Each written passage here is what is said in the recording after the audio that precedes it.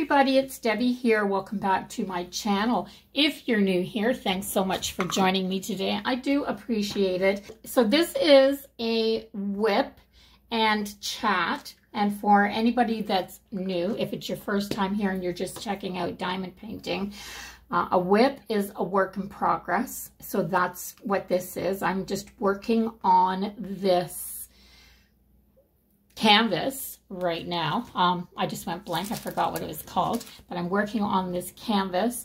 I will just pop you around. I hope I don't make you dizzy and let you see, but it is a great big one like this. This is 40 by 60 centimeters, and it is a picture of Cathedral Grove in British Columbia in Canada. So I am, let me get you back centered here. I'm working on this section right here. So let's just see if we can get that really good so that you can see it. I'm just going to work on this and chat. So I'm going to put a bit of light on this. So I turn my task lighting on and aim it right down at my print while I'm doing it, and then I have my light board underneath as well. See the big difference that makes? So I need glasses. I'm nearsighted, so I don't see very well, and I have both lenses are different corrective strengths, and they're trifocals. So yeah, I don't see great. But what I do like doing is having as much light as I can, and it makes this pretty darned easy, to tell you the truth. So I'm a single drill person. I've only been, this is my 4th painting, I think, guys. And yeah, so if you want to watch this video and chat, this is all I'm going to do. I'm going to work on it. So grab your diamond painting, whatever you're working on, just push pause, grab your diamond painting, set it up, get comfortable, get yourself a drink, and work along with me. That's the whole idea of this video, is just so that I have some company while I'm working on this. So I've discovered a few things about myself since I started diamond painting. Yeah, it's like that. I've realized that so many people said they did it to relieve stress, and I completely believe it. When I first did my first one, my husband was still here. He's gone to another province to work for the, you know, he's not retired yet, but he's gone to another province to work. So he's looked at me doing this and he said, I could never do that. I don't have the patience, which is such a lie. My husband does tile for a living, and he will very painstakingly put together all those little teeny tiny mosaic tiles. If he has to, he'll cut them apart and arrange them in design for his customers if that's what they want. Yeah, so not only would he have the patience, he's also got an artistic eye that I don't have for decor and things like that. So he can pick those tiles for a bathroom and know what colors go together and what grout should go with them. And yeah, he's pretty talented that way. But yeah, but what I figured out about myself was that I just like to pick up one little drill, one little diamond at a time, and put it down. So I was working on my first video, and I was working on my first canvas, and I thought, this is taking too long, and I got a multi-placer out, And I started using, I think it was only like a 6, 4 or 6. It might have been a 4 even. And I thought to myself, this is just too technical to do it like this. I just want to pick up one at a time and put it down in its little spot, straighten it up if I have to. I like to keep my rows straight, so if I see things that might have just jigged out of place a little bit, I'll straighten as I go. And yeah, that's how I like doing it. I find this calm and relaxing, and I don't have to concentrate as much. I have to concentrate on, all I have to concentrate on is picking this little thing up and putting it on the right symbol. And because I do it one at a time, and I'm not working this row and then this row and then this row, I'm not doing it like that. I pop a section. So this is the section right here that I'm working on right now. And I know I can get that done today. So I'll work on it today. And I don't work on them every day either. It's not all about getting it done. It's not about the finished product as much for me as the process, I think. So who else is like that? Comment down below and let me know if you're like that. Are you doing diamond paintings because it's kind of therapeutic? Or are you doing them to get the finished product? I'd like to know. I'm curious. Yeah,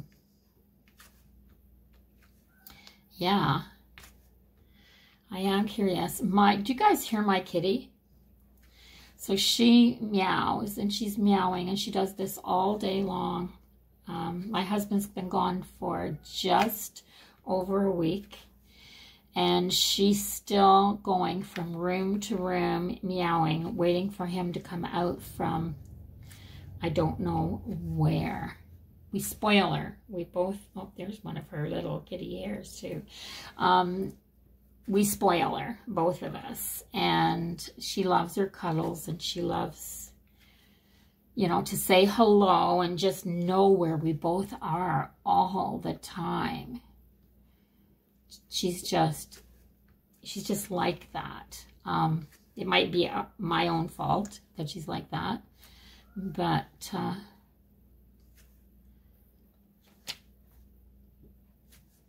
yeah, it's probably my own fault. I had to go and get a knee replaced 2 years ago. She's just 2. So I'd already had one knee replacement, and I knew I was going to be home for 16 weeks from work, and that I'd have lots of time for a little kitten while I was going through recovery, because you don't go, at least where I lived, you don't go to a physical therapy center or anything like that. It was a small town, and we didn't have anything like that. So somebody came out to see you at your house once a week, and you just did all your own exercises and physio at home, and they came and checked your progress every week. So I knew I was going to have a lot of time just sitting on the couch with ice on my knee, because that's what the first weeks of your recovery are all about. And I decided I wanted a kitten. So we had an older cat, but she was getting up in years, and she was never affectionate. She was always a very independent cat, and she was actually a barn cat when we first got her, and she didn't spend much of her first 5 years in the house at all. And then when she was wild barn cat in my barn. Yeah, that's a whole story all by itself. But she was a wild barn cat, and it took me the better part of a year to coax her close enough to get her to eat something, and then let me pet her and bring her. And I brought her in the house and started spoiling her, and she was a beautiful cat. Somebody just dropped her off at our house. So when I finally coaxed her in, I took her to the vet. I got her all cleaned up. I got her fixed up, and she passed last year. And she was 22 years old as far as we could tell, if she wasn't older than that. So, yeah. That was our final analysis, was that she was at least 22 years old from what we could gather from the first time we saw her. But she was full grown. We don't know where she came from originally. And yeah, so anyway, I went and I got myself a little kitten because I wanted a cuddle partner for recovery. And she liked to cuddle. My Lucy liked to cuddle. So she spent the better part of the first 2 weeks in our house in my bed. Like in my bed. She did. Yeah. But she is absolutely loyal to my husband and I.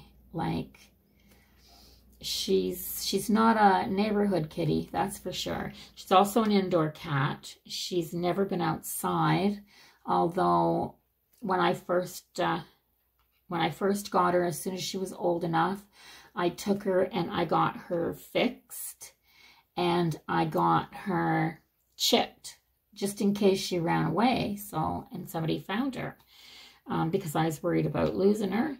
And she doesn't go outside, guys. She's afraid of outside.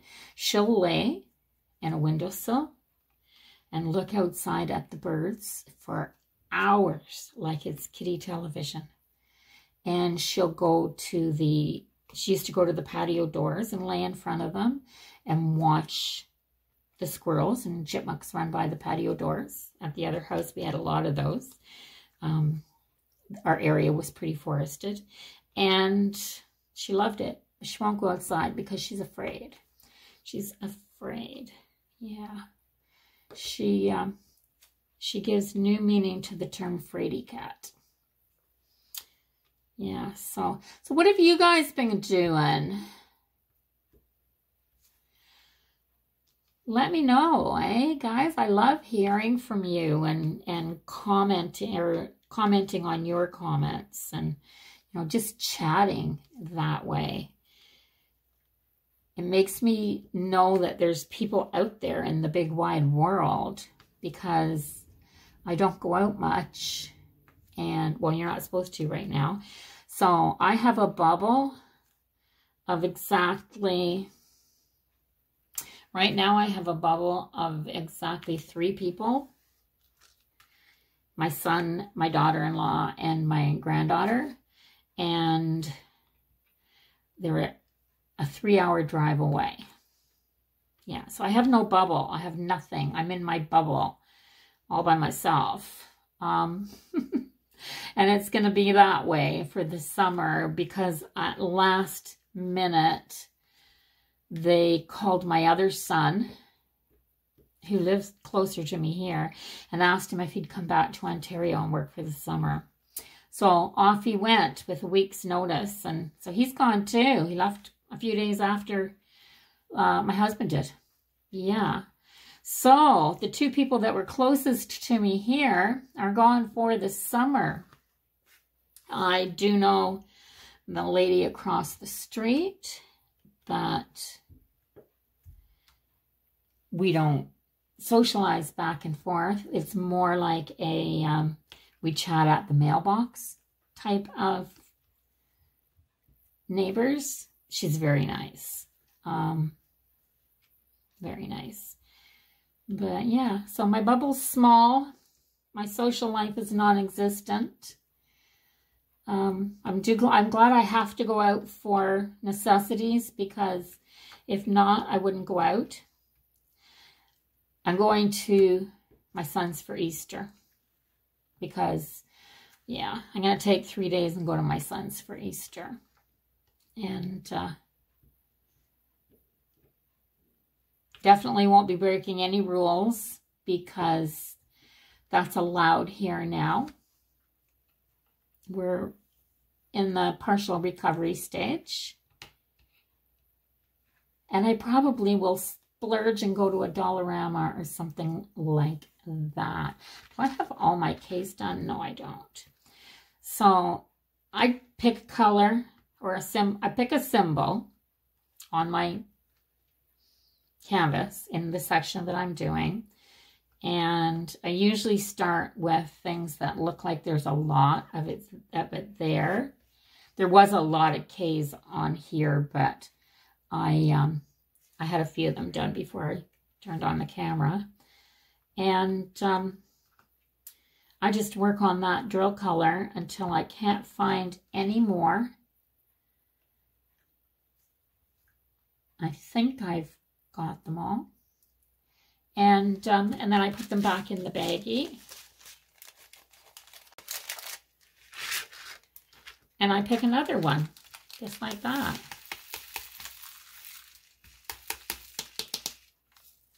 These are staticky drills, guys.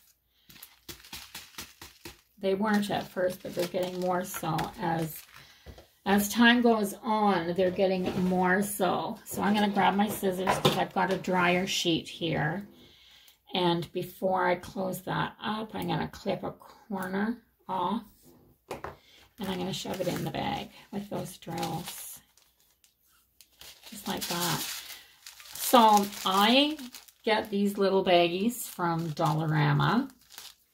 I just grab a bin like this from Dollarama. I take all of the little pouches. There were 4 of these, so I still have a few. And I just trim the top off and I drop the whole pouch inside the baggie with the numbers still on it, so I don't have to label anything. And then I kind of just sort them out into zones and throw them in a container like this. So R is 3371. I know all of the big numbers are over here. I believe that's this one. It is. And there's been a lot of these. This is a deep, deep brown, almost black in sunlight, but it's very dark brown. So if you've been to Cathedral Forest in the Cathedral, what do they call it? Cathedral Grove in British Columbia, you'll know that it is a public, I don't know if it's a national park or a provincial. It's not a provincial park. I don't know. Or maybe it is. I'm not sure. But anyway, it's a protected forest that has these wonderful wooden walkways that go all through it with signs telling you what's there and what the different flora are like. And they have these massive, big, 300-year-old cedar trees or redwood cedars. I don't know what they are, but they're so big around that they'll split. The bottoms of the trunks will split and open up, and you can stand inside the tree, and you can stand more than one person inside of a tree. So, yeah, but it's beautiful. It's the canopy, the tree canopy is so high that it's hard to explain. It's actually hard to explain. It's so high you can't see the sky. You literally can't see the sky. And you can tip your head back as far as you can and look straight up from the bottom of a tree. And you're not even sure if you can see the top of the tree or not. Like, I don't think you really can. It's just dense, and we went on a really hot day, and it's cool. As soon as you get in under the canopy, it's like way cooler temperature-wise, but it's very cool. And yeah, it's awesome. So if you're ever in BC, it's on Vancouver Island, and it's an amazing place to visit. I thoroughly recommend you see it if you're ever there on vacation. If things ever, well, if you're in Canada and you're going to take a summer vacation in Canada, Vancouver Island's a cool place, definitely. And yeah, the only reason that I got to visit there was my son, who now lives out here on the East Coast, lived there for 4 years. They went out and tried to make a start out there because they wanted to do a little bit of homesteading. You can't. They couldn't out there. It's too expensive. They tried to find property for so long. Nothing came up that was in their price range. And, nothing. And they needed to have a house, right? So nothing was coming up in their price range. So they started looking through the rest of Canada. And my husband and I, of course, had been shopping for a home in New Brunswick. We decided on vacation here that this was where we wanted to retire to. So they started looking in New Brunswick and bought a home sight unseen, a house that needed, I think the ad said, fixer-upper, good place for a general handyman. So, sight unseen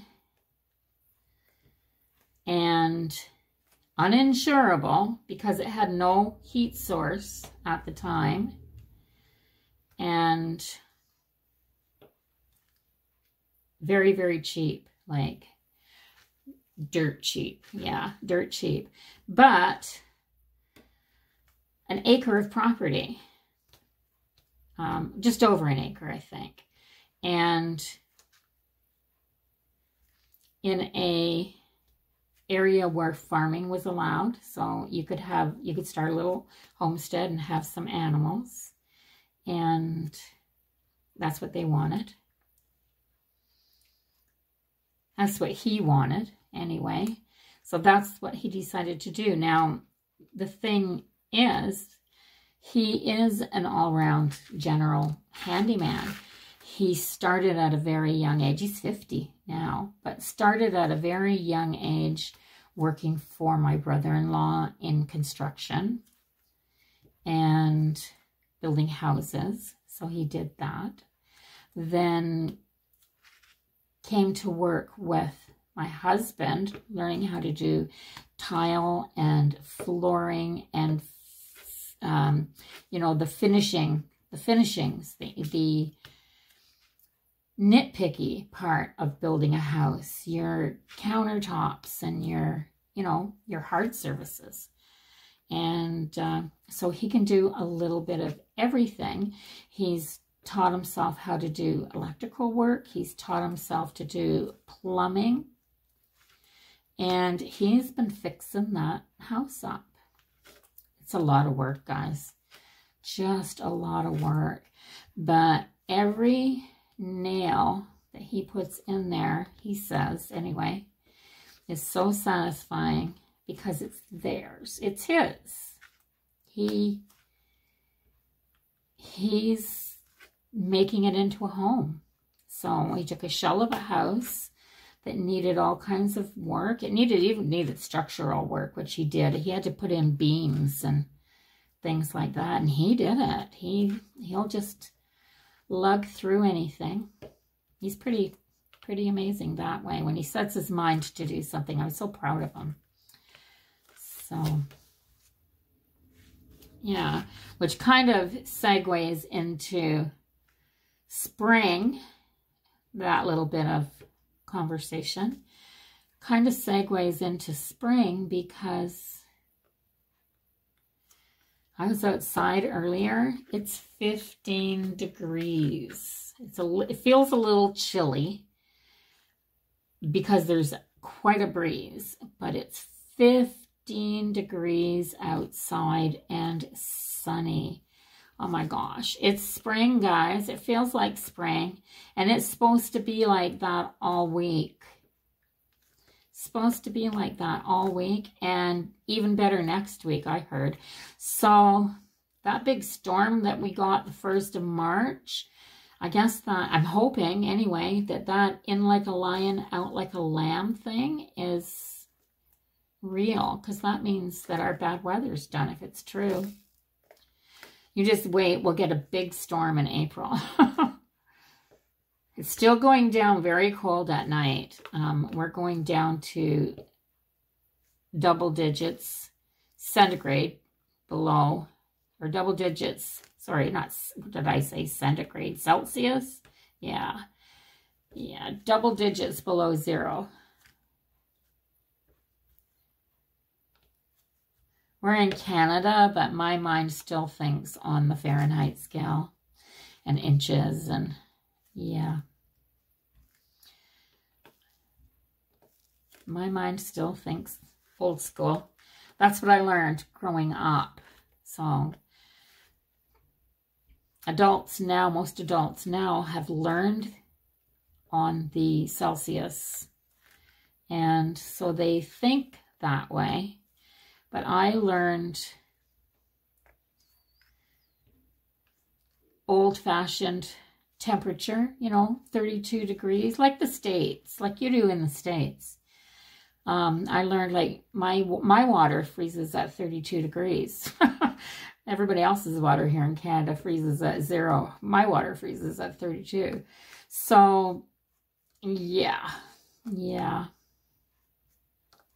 My husband will say it's such and such a temperature outside when it gets really cold. And I'll say, how much below freezing is that? Or, you know, is that our temperature or their temperature? It's foolish. I know. It is. But it's spring outside. And I've been thinking about gardening. And disappointed with... We have a beautiful sunny yard. But disappointed with the soil here. I don't think anything will grow in the soil, including the grass. It's hard. I don't know what it is. It's really hard and compacted, and you can't dig in it very well. It took all I could do to put a spade in the ground last year. So it's not the type of thing that I can garden in. Most people that have vegetable gardens around here do raised beds. And because I'm here all by myself, I don't know if I want to tackle trying to do raised beds and haul in that much soil and have to shovel it and stuff by myself. So I think I'm just going to do container gardening this year. That's what I've been doodling around in my sketchbook and trying to figure out how it's going to work. I ordered some seeds. I ordered some seeds yesterday, and so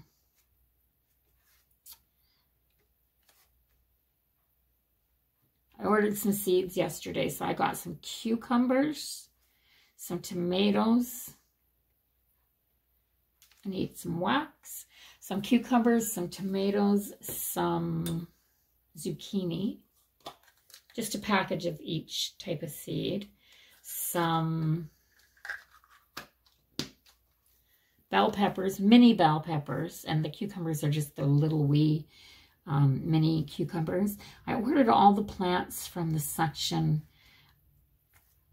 that says they grow good in containers. So all the ones that they recommend for container gardening, I chose my seeds from that section. And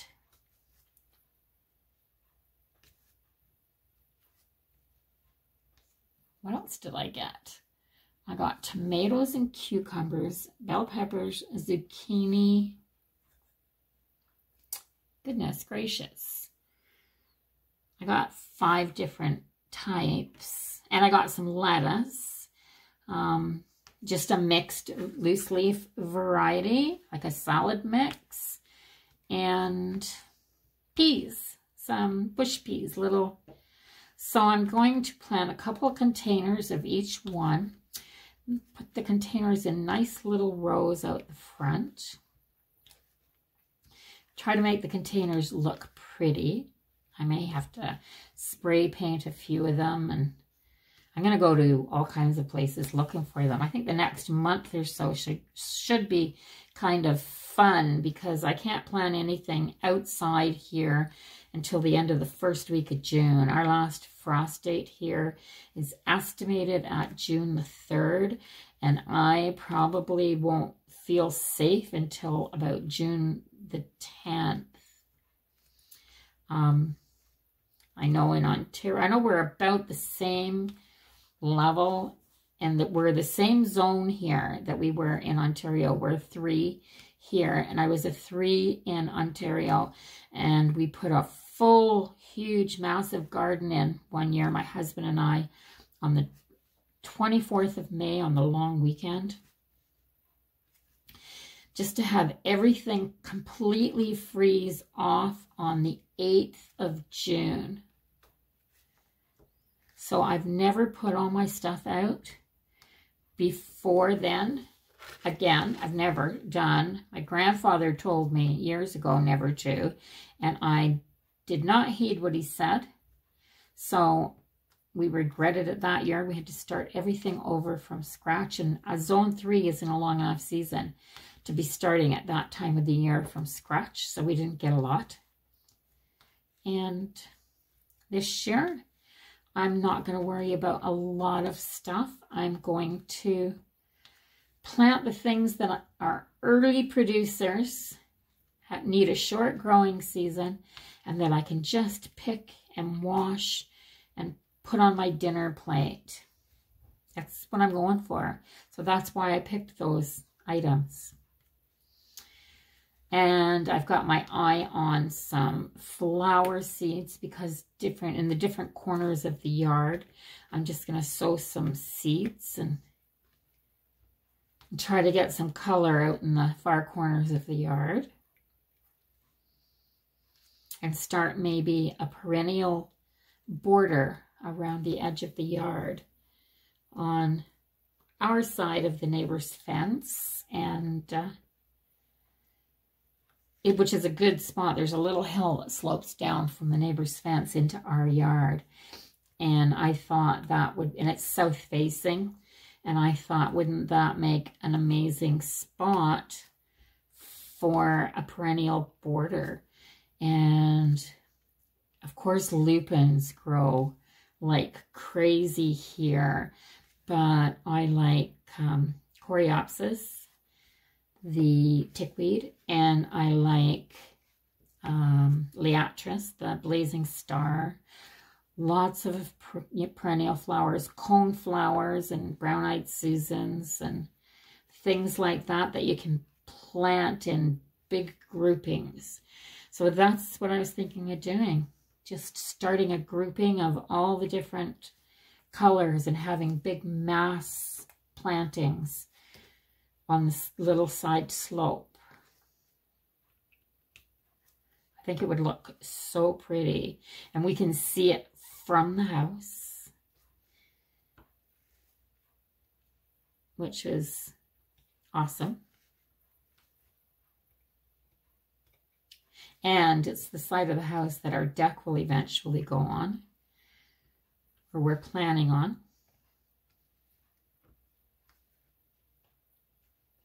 If we stay here, oh my gosh, that's always an F2. My husband has this,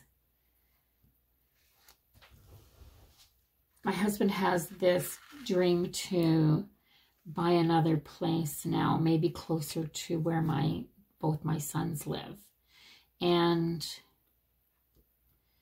be on the water. His dream has always been to have a place where he can see the water from where we live, out our living room window or out a back window, and being able to sit out on a deck and, you know, watch a river go by or see a lake, or it doesn't have, we don't have to be on the water, just a view of the water. So if that ever comes up, if we ever find something like that, we'll be making another switch. After just moving here, the thoughts of moving again do not ever appeal to me. It will never appeal to me, the thoughts of ever moving again. So, guys, look at this is coming. It doesn't, even when you're doing one drill at a time and just going along and it's just this repetition. You don't have to think about it. You're just putting it down on your spot. It's so simple. This is round drills too. So yeah, I wouldn't be this, I don't know if I could be this chatty. I know I wouldn't be this fast doing square drills. Oops, that was a little ghost.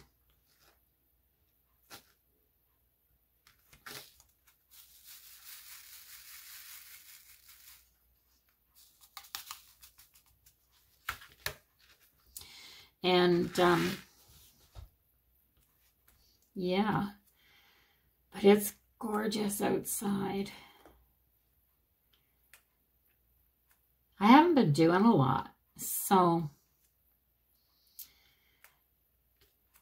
Leo's been gone for,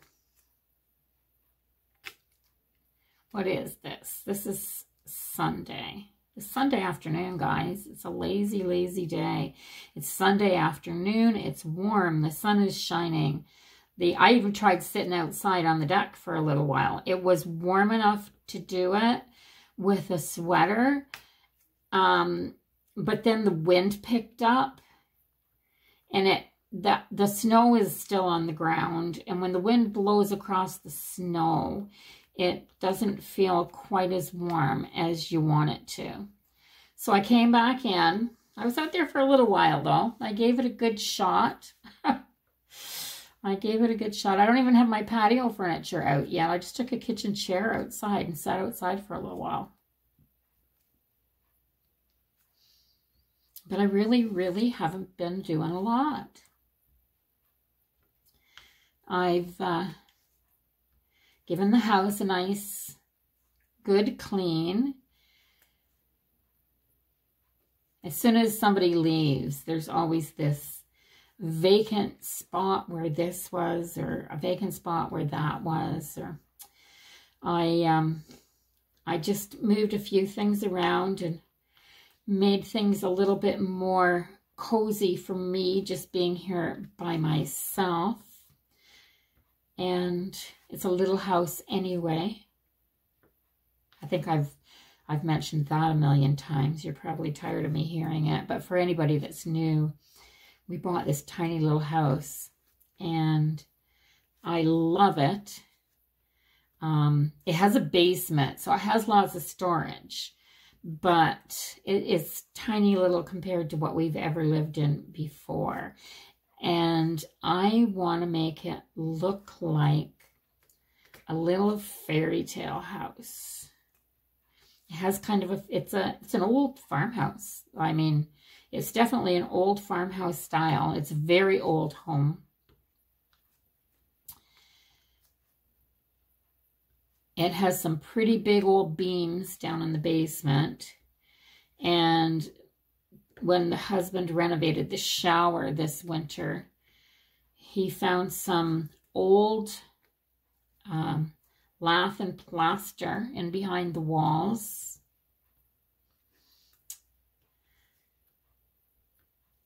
So I don't even know when they stopped using that. No, they don't put it in many places anymore. And what else did we find? We found an old newspaper back there from about 50 years ago. can't remember all what we found in the wall. It was weird. It was funny what you find in walls when you renovate. Other people's memories. Yeah, other people's memories hidden in the walls.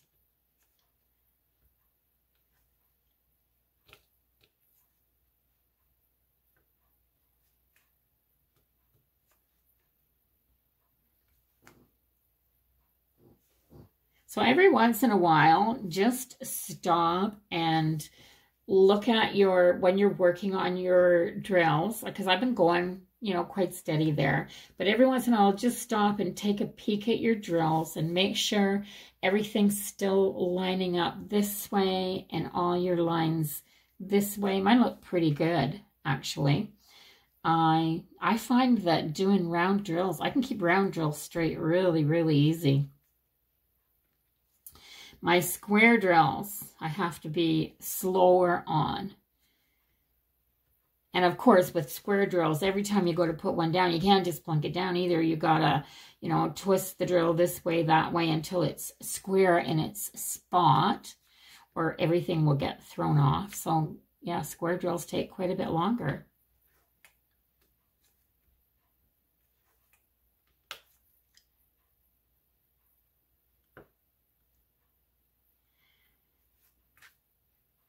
So I live in a zone 3. I've already mentioned that. So I have a question. For the people that live in the northern part of the country, that live in zone 3 or have a zone 3 very protected area, what, because I can push, there's like a 3A and B, and I can push the warmer climate plants here if I plant them on the south side of my house or on the south side of the fence where they're protected and they get a little kind of a, I guess, a little microclimate in there where they're a little more protected from the wind and the snow, and the snow builds up there, so the snow will get quite deep on top of it and protect them from the thaw and freeze and what have you of early spring. So it protects the roots pretty good if the snow gets deep. But what's your favorite plant, perennial plant, that's flowering or a shrub? If you do a border, shrubs look nice in a border with plants around them. What's your favorite shrubs and plants?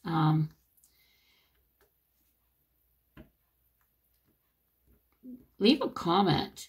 Give me some ideas, guys. I've been going through trying to find some beautiful flowering shrubs and beautiful perennials. I know what grew good at home. I'm hoping, or I'm still saying at home, but this is home, that if you live somewhere for 60 years, it's always going to be home, I guess. But yeah, what's that flowering plant that you like that flowers closest to spring? Like, there's a couple that I can think of for me. I love my bulbs, you know, the spring flowering bulbs. When they peek up in the garden, when they peek up out of a pot or they peek up out of the garden and they bloom on a hillside, like when the daffodils and the tulips start to bloom on a hillside, for me, it's just breathtaking, because that's the first crocus to me. It means winter, the first crocus, winter's officially over.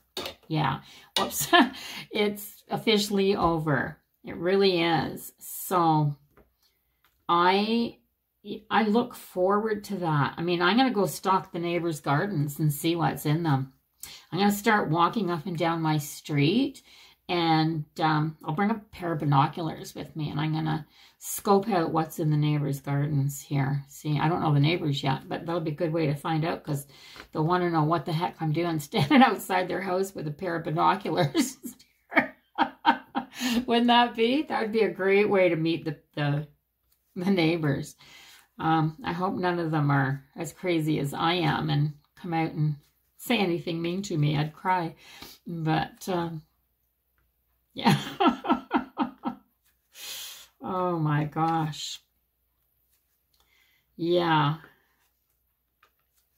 But I can't think of a better way to figure out what to grow here. So I love those spring flowering bulbs, like I said. But there's a shrub, I think it's called forsythia. And we had some at the other house, and I think that's what they were. Forsythia, I think that's what it's called. But it would get these yellow blossoms, these beautiful, it was a massive, great big overgrown hedge. We had a fence, and it actually outgrew the fence, went over. We never cut it back because it was so beautiful, and it wasn't interfering with anything. And we loved it so much because we could see it from our living room window.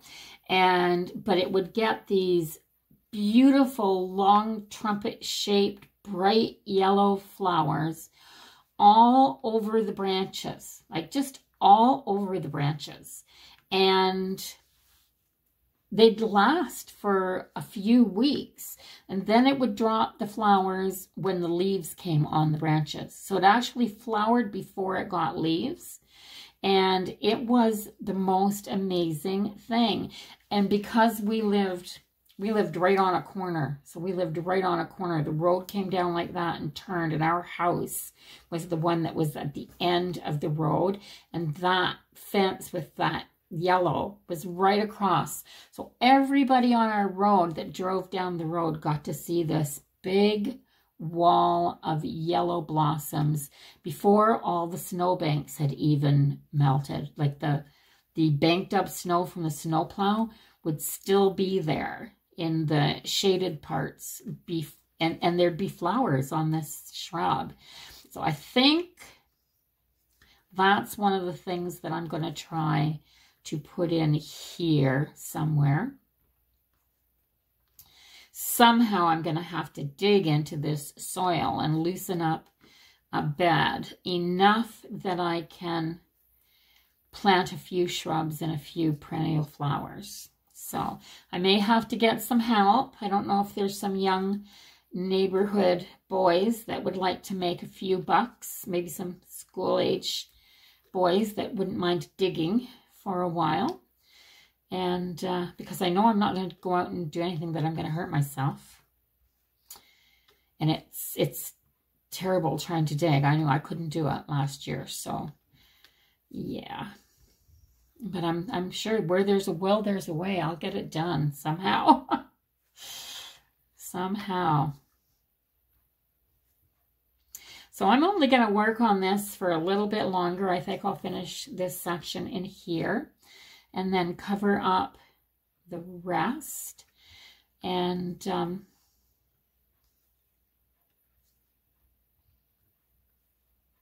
I got a long row of light gray here that kind of is where the paper came to when I was doing this section here, and it stopped, and it's just one row of, and I'm assuming it's this blue color that's going across there. I'm nosy. I'm trying to pick what the neighbors are thumping and bumping out there. They're building something. I'm trying to figure out what it is. Oh, I'm bored, guys. I think I'm just lacking some social interaction. Maybe that's what it is. I need to visit with someone.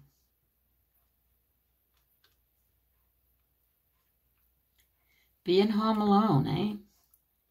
I feel really bad for people that have gone through this pandemic who live alone, especially elderly people. Like, it's got to be really, really hard. they were afraid to, I know, because I know I am. I mean, I'm only 66, but I was afraid to be around too many people. I still am. I have asthma, so the thought of getting sick is very frightening. Just a normal chest cold can put me in the hospital, so I can't even imagine getting a respiratory illness like COVID. I think that would be a little detrimental to my health, so I don't want to take any chances. So I don't even imagine how hard it would be for the elderly who live alone, because they have to have people come in and do things for them. Some of them can't get out, so they're not getting any visitors. The elderly that are in homes and had to stay in their rooms and only saw the nurse when they came in, and the poor nurses and caregivers were overworked. My heart goes out to those people. I feel so bad for them. And winter's bad enough. Like, winter's bad enough on the elderly without the different added stresses of isolation and, the separation from family. It's, oh my gosh, it's just heart-wrenching thinking about it. It really, really is. It really, really is. Scary. Just scary. And then on the news, and they were talking about that this has been really hard on teenagers, too. I honestly can't imagine. I can't put myself in the position of a teenager, because my teens life was so different when I was a teenager. I can't even imagine what it would be like now. But I know that my granddaughter, who's in university, she's not a teen anymore, but she's in university, and she's been cooped up in a little one room bachelor style living space for the whole pandemic, learning from home. So she sees people virtually, and she's gotten through it, but it hasn't been easy on her. So, and my dad's 84, but my stepmom, he has my stepmom, thank God. He's not alone. He's not alone. So, and he still lives at home. They both still live at home. So they've been through it, but at least they've been through it together. And they're getting their shots this week, I believe. So happy for them. It'll be a while before I get mine, I think. I don't even know when our list is supposed to happen.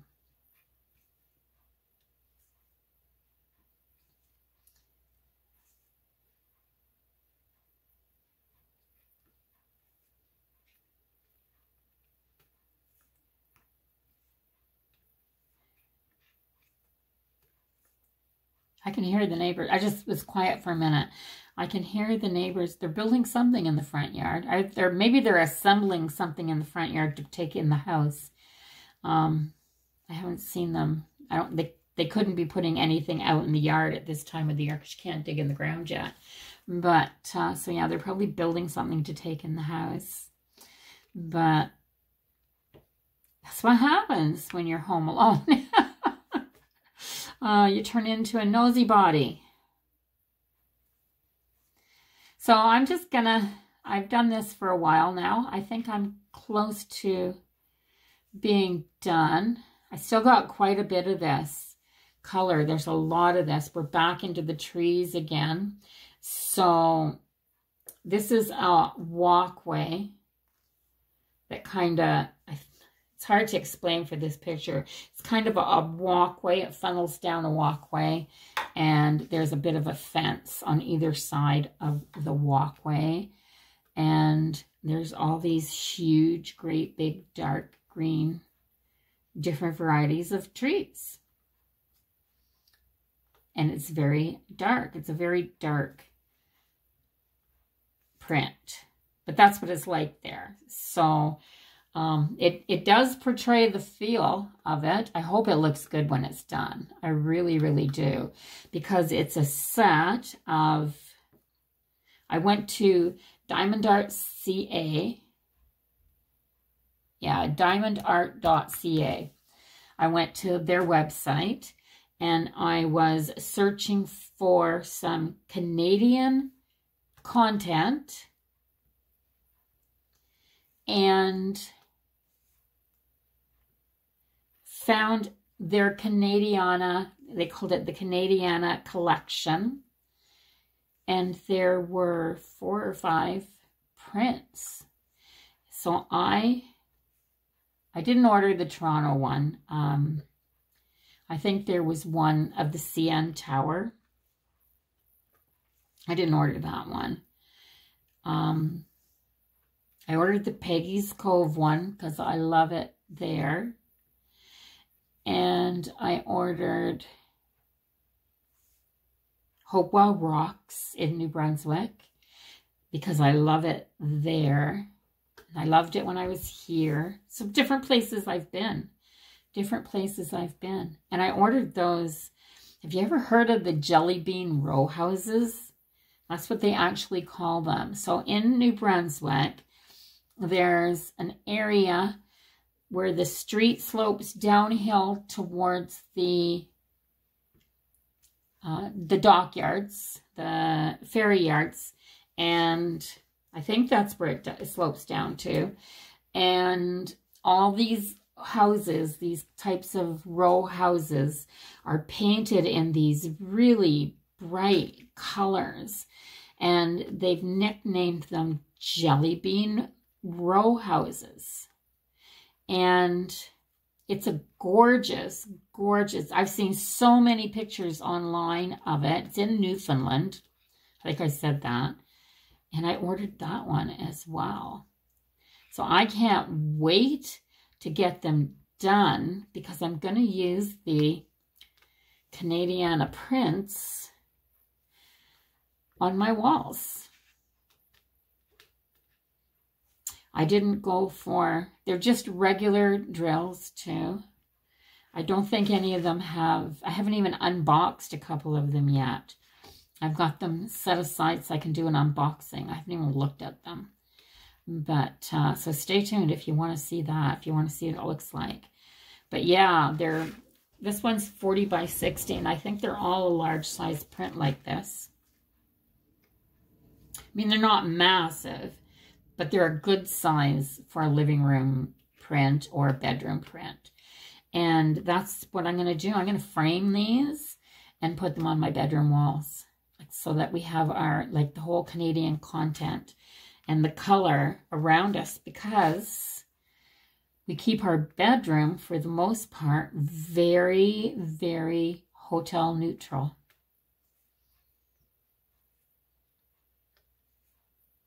I have a white duvet cover on there right now. I should show it to you sometime.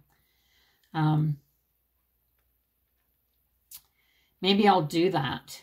Maybe I'll do that. Maybe I'll do a bedroom reveal when I get it all put together. I still need night tables. I've got the stuff that I'm using, you know, the pieces that I'm using right now are not night tables. They're just a temporary something to hold a lamp and a glass of water at night until I can find a night table. And I want to find night tables that I can paint. I don't want to buy anything new. I so don't want to buy anything new. I want pieces to look like they've been around forever and ever. Kind of what I'm going for. Anyway, yeah. So. I keep saying I'm going to finish this. Are you still drilling with me, guys? How much have you got done? What are you working on? Let me know what you're working on. Is it big? Is it little? Is it magical? Is it a print? Or is it, like, these are prints made from pictures, I believe. I don't believe these are artwork. I believe these are prints made from photographs.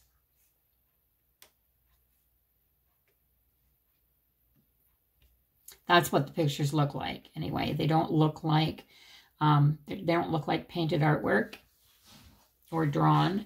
They look like the images were created from photographs. So, and I don't know for sure, but that's what it looks like to me. So what are you working on? Is yours I'm going to guess what some of y'all are working on. I'm going to guess that some of you are doing fairies. And some are doing holiday prints. Maybe you're doing an Easter bunny right now. Or something for Easter.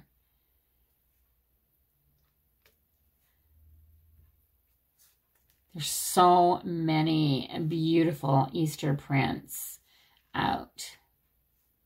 So many beautiful Easter prints.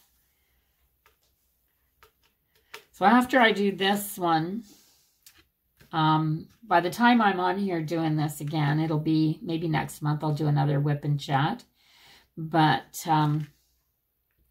by the time I come on and share, this one will be finished. I don't know if it'll be framed, but it'll be finished and set aside. And I will be working on a smaller print, but it's a gift. It is a gift for somebody.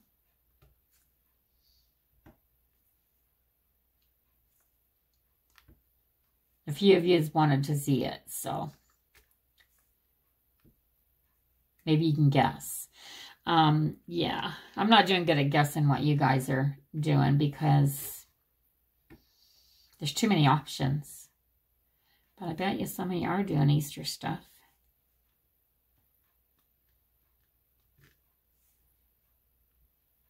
I have no set order on how I want to do my paintings.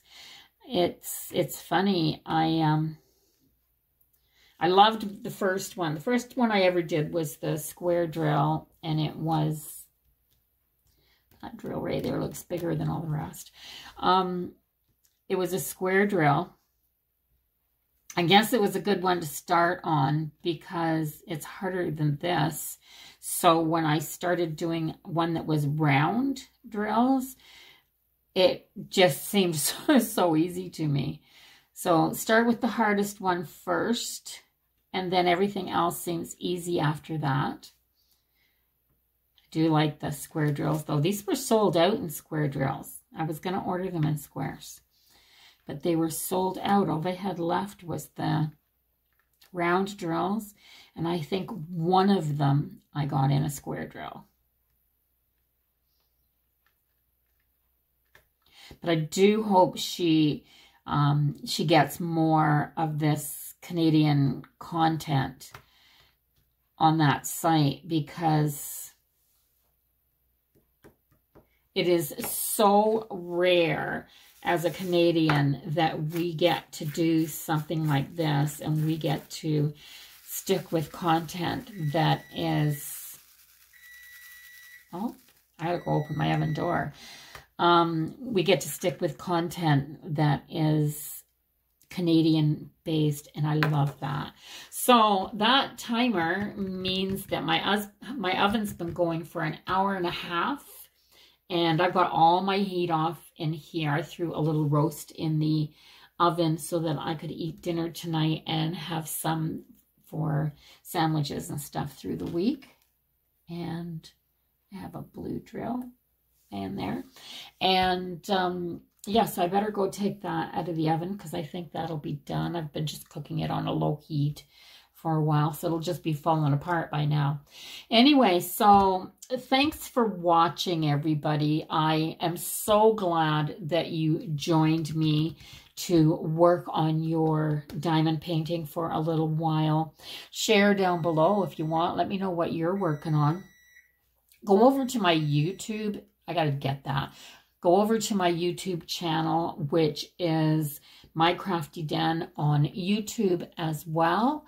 Or tag me on Instagram at My Crafty Den, and I will check them out for sure, for sure. But go over to my Facebook channel on My Crafty Den and add your picture. Just show me if you want. Let me know what you're working on. So have a great, great day, everybody.